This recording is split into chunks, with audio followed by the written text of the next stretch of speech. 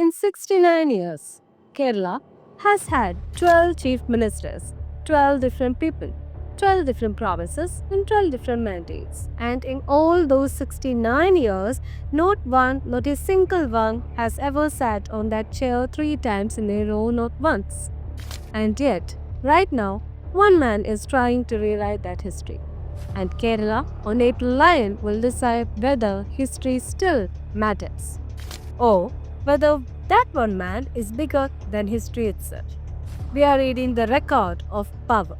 Stay with me, because what I am about to show, the mainstream media has not calculated clearly. April 9, 140 seats, 3 alliances, and one number that controls everything. 71. Whoever crosses 71 rules Kerala.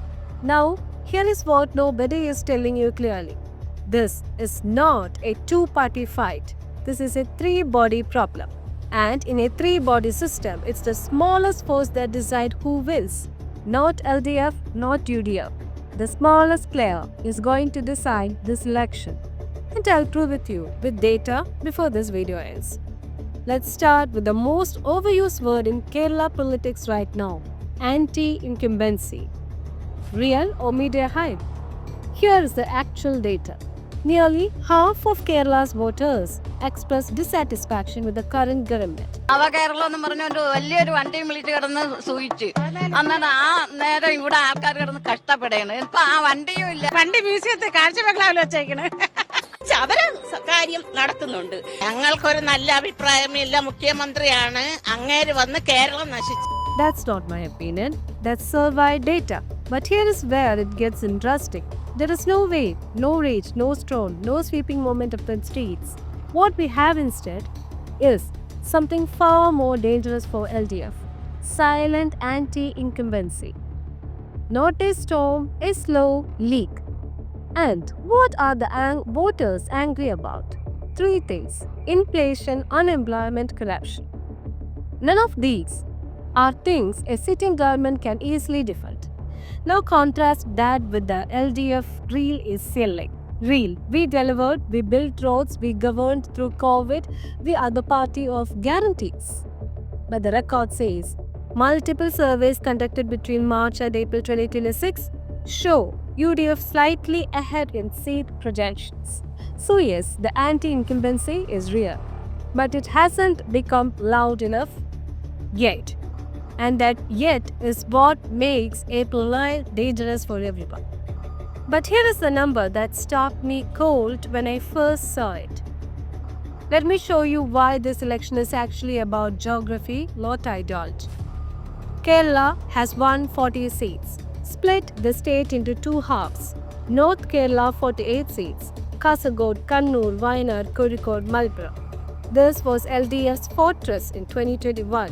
They won it, they dominated it. Without the North, they would have lost the election. Now look at what the 2026 projections say. LDF projected wins in the North 18 to 20 seats. UDF projected wins in the North 28 to 30 seats. That is a swing of nearly 10 seats in LDF's own territory. And it's not just projections, the signals were already there. 2025 local body elections, LDF lost the Kozhikode district panchayat for the first time ever. IUML swept 117 of 122 local bodies in Malabar.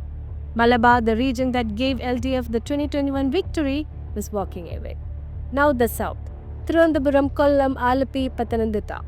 LDF projected 23 to 25 seats, strong. UDF projected only 12 to 14, weak there. So here the question that LDF is desperately hoping you don't to do the math on.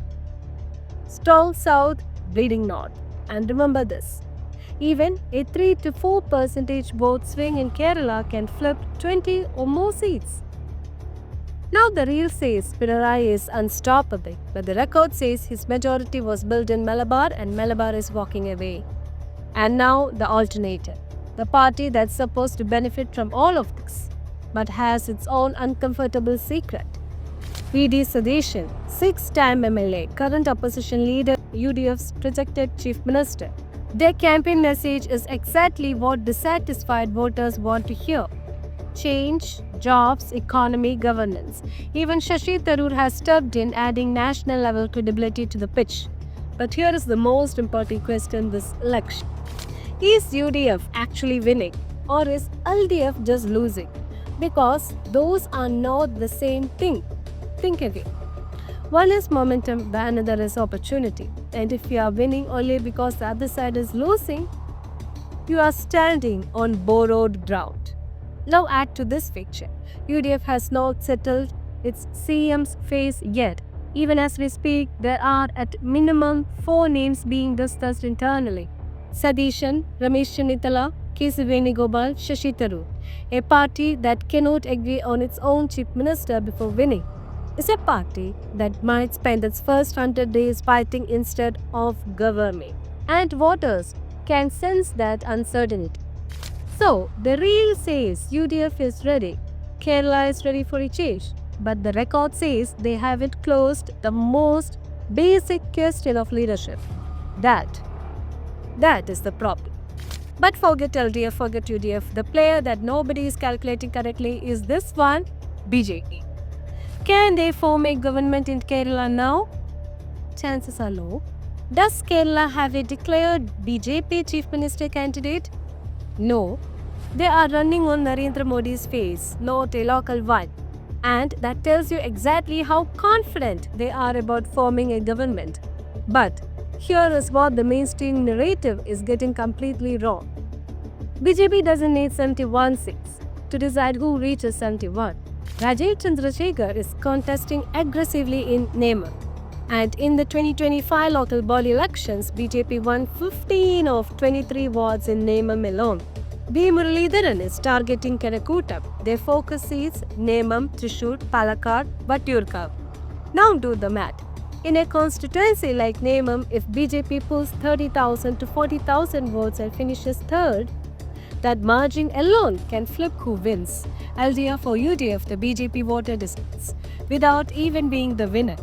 Multiply that across 25 to 35 constituencies across Kerala.